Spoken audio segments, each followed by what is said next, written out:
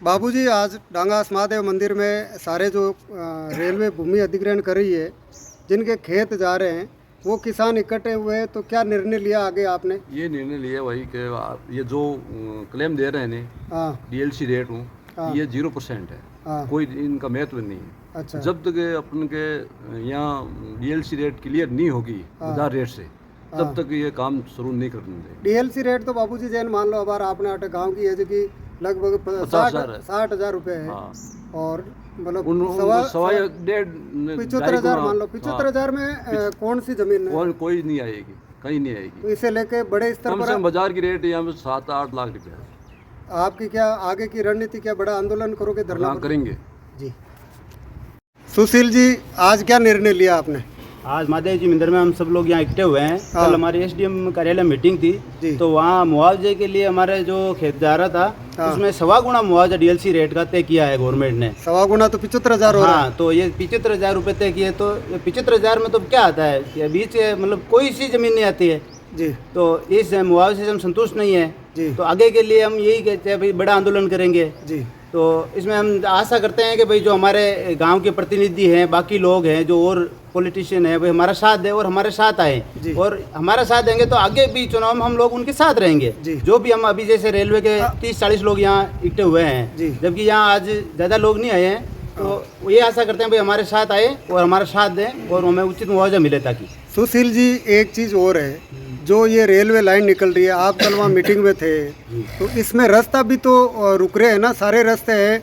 जो अपने डांगावास की बात करूँ मैं, तो ये जब रेल निकलेगी तो इसमें खेतों के रास्ते वो भी तो बंद हो रहे हैं ना? बिल्कुल सर, बाकी सारे रास्ते बंद हो रहे हैं। इसमें एक अभी गवर्नमेंट ने केवल जो ये डामर रोड है ना, जो वहाँ पे केवल पुलिया का बताया है हमें। बाकी वो तो हाईवे पे दो कोई रास्ता नहीं बताया है। हाईवे पे केवल 2 ही पुलिया बताए। हाँ, बाकी कोई नहीं बताया अभी तो तक। इसका मतलब ये जो भी अपने गोंदला की तरफ अभी जैसे बाकी लोगों को पता नहीं है कि भाई रेल इनके जा रही है, तो वो सोच रहे हैं कि इनको समस्या है, हमारे को क्या है। लेकिन जब ये रेल आएगी तो बाकी लोगों को पता चलेगा कि समस्या हमारे भी हुई। अभी वो नहीं आ रहे हैं, लेकिन रेलवे काम होगा। हाइट 6 मीटर है। हाइट 6 मीटर रेलवे नहीं, 4 मीटर टोटल हाइट है। 4 मीटर। हाँ, 4 मीटर है। 4 मीटर ऊंची। 4 मीटर का मतलब कितना होता है? 15 फुट ऊंची। 15 फुट ऊंची। ऐसे में मुझे नहीं लग रहा है कि इसका मतलब तो ये जो भी अपने माल के खेत हैं उन सब का रास्ता रुकेगा। बिल्कुल, पूरे गांव के बिल्कुल रुकेगा। सही, पूरे गांव तो सबके आएगी, लेकिन अभी लोग क्या जागरूक नहीं है और अभी लोगों को पता नहीं है कि ठीक है हो जाएगा, लेकिन ये बड़ी समस्या होगी आगे। किशोर जी, क्या आगे की क्या रणनीति है?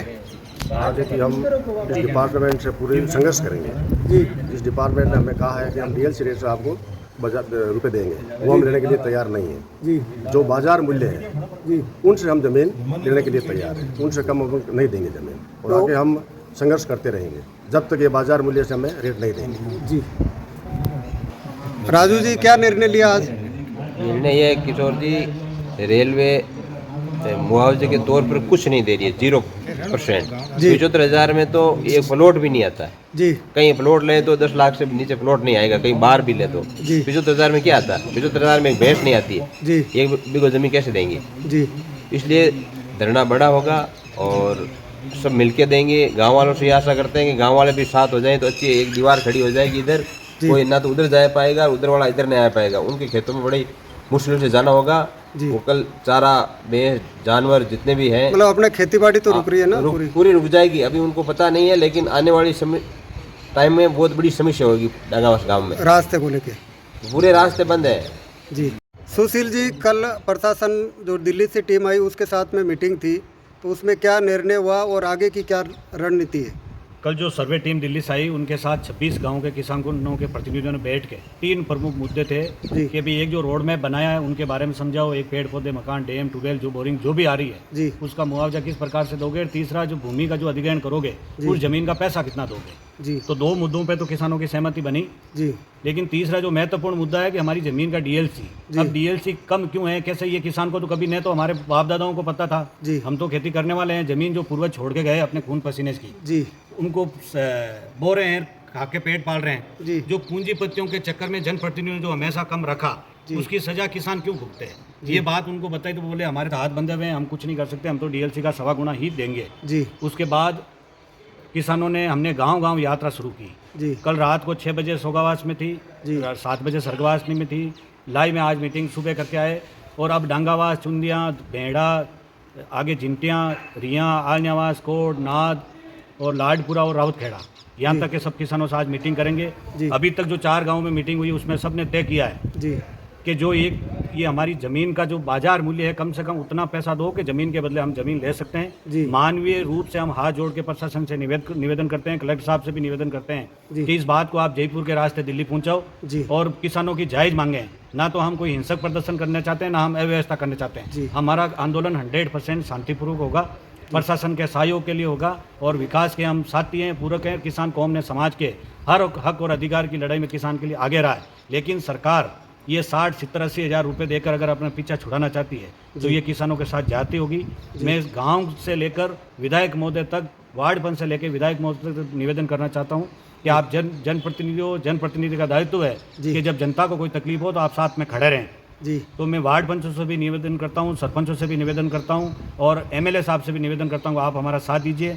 जो आने वाले पंचायत के चुनाव है जो नवंबर दिसंबर में, जो भावी उम्मीदवार है, मैं तो उनसे भी निवेदन करता हूँ आप आइए और अपने किसान समाज का हक और अधिकार के गाँव वालों के साथ में दीजिए, ताकि आपको भी ऐसा लगे कि मैं जनता की सेवा करके एक जनता का प्रतिनिधि रूप के बनूँ।